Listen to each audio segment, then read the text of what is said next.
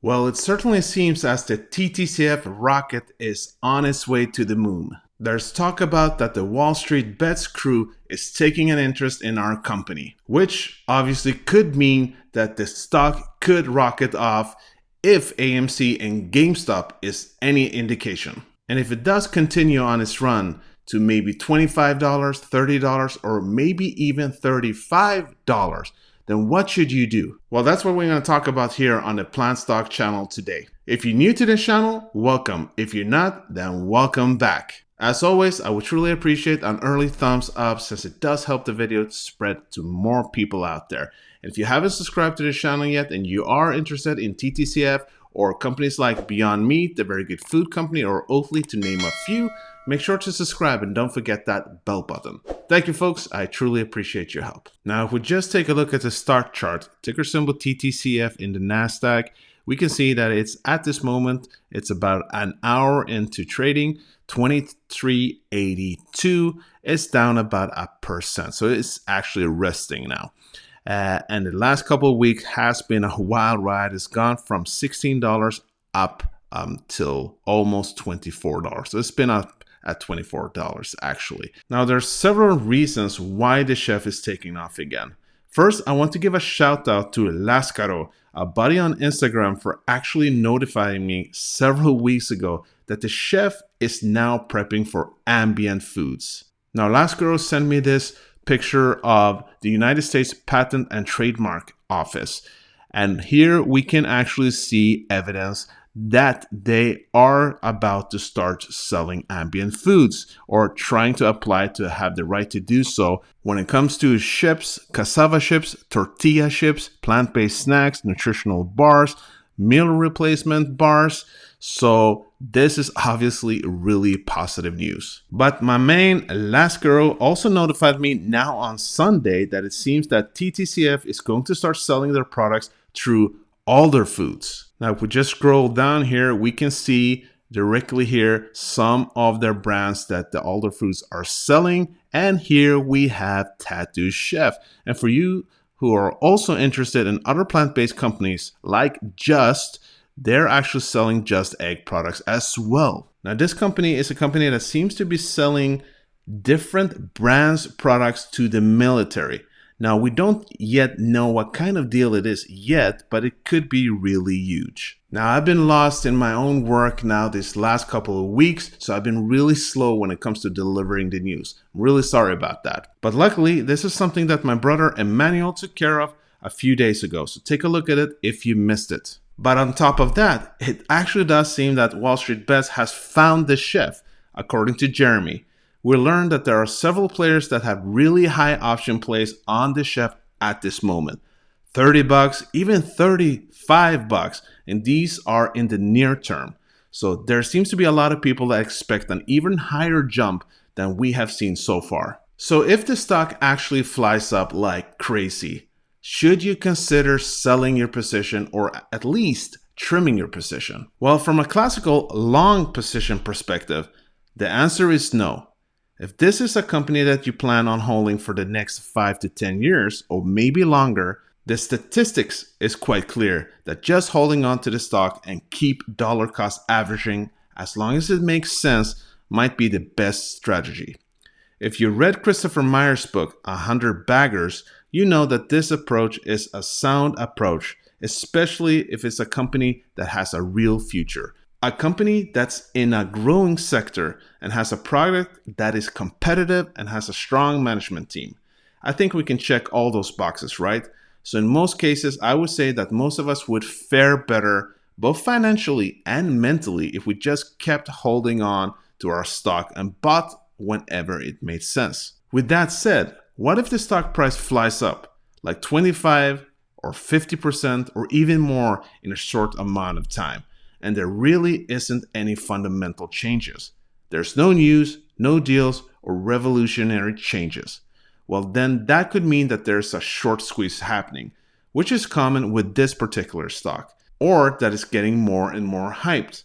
If that's the case, we know historically that we can expect this overreaction to settle down again and that the stock price could likely drop down a lot once again. And to be honest with you, right now, those kind of situations are a constant struggle with me. Because when you follow certain stocks as much as I do, the pattern gets quite clear, and you realize that you could have trimmed your position and then reinvested them when things settle down.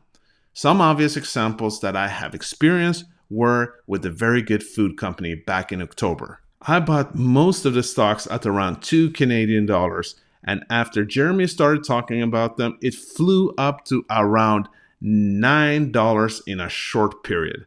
Eventually, it dropped down again to under $3. Same thing in January. Beyond Meat made a deal with PepsiCo, and when the market opened, it flew up 40% in just a few minutes. I was watching it on my phone.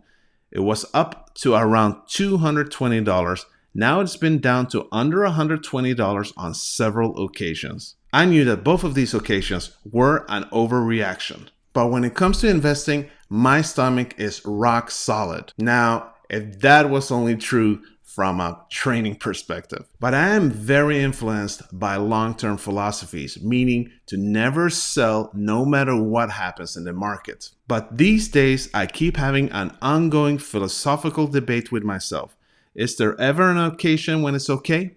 If a stock flies off like a rocket, not in an organic manner, then isn't there a case for trimming your position, taking advantage of the situation? That is an idea that I have had for quite some time now, and I do know that a lot of investors use a similar strategy. Mind you, this is me having a philosophical debate with myself. It doesn't actually mean that I will follow that path. Sometimes I just enjoy the intellectual stimulation. But obviously it has to do with your specific situation. If you're like Jeremy, a person that constantly gets more and more money every month from your different courses, private stock groups, dividends, properties, etc., well then why bother trimming your position? You have a constant cash flow, but what if you don't have that possibility?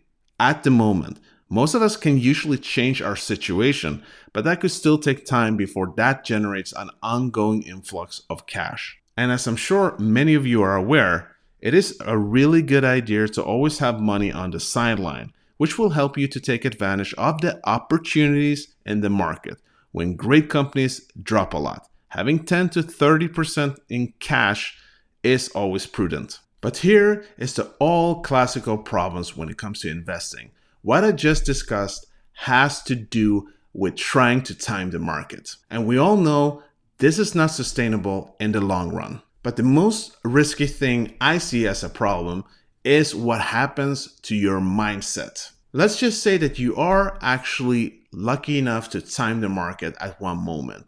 And I don't think it takes a rocket scientist with this stock to time it correctly every now and then. And you might actually be able to do this on several occasions. Now that mindset will more than likely start to manifest itself in your consciousness. It will start to become a part of who you are when it comes to investing or trading. And here we have the problem, because eventually you're bound to make a mistake. That mistake could be detrimental to your whole portfolio or your overall investing goals. And that is why I believe that most people should probably try to put a lid on it when it comes to trying to time the market. As Christopher Myers talks about in his book, 100 Baggers, the biggest hurdle to making 100 times your money in a stock, or even just tripling it, may be the ability to stomach the ups and downs and hold on. And he actually gives us a really good example from what Warren Buffett did back in the 60s. This was a letter that Buffett wrote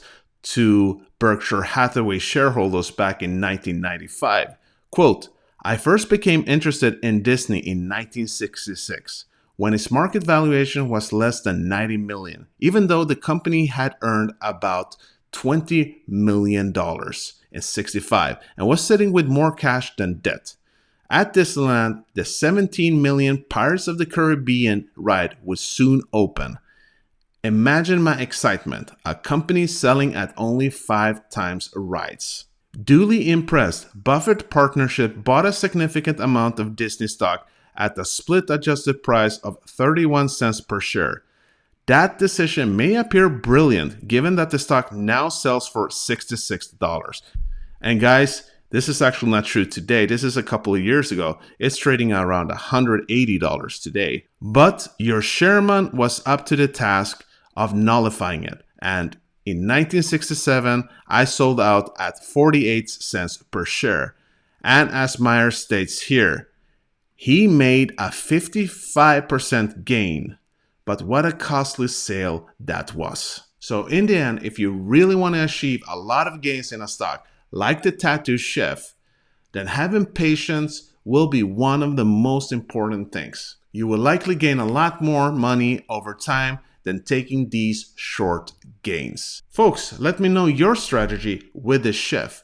Are you willing to trim your position or sell your position in the near term depending on the stock price? I'm interested to hear.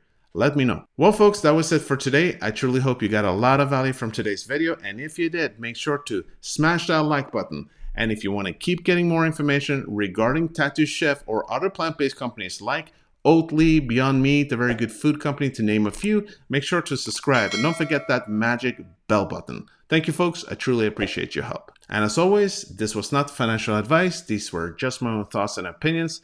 It's important to do your own due diligence and invest safe. Folks, I hope you have a great Friday. Hope to see you soon and peace out.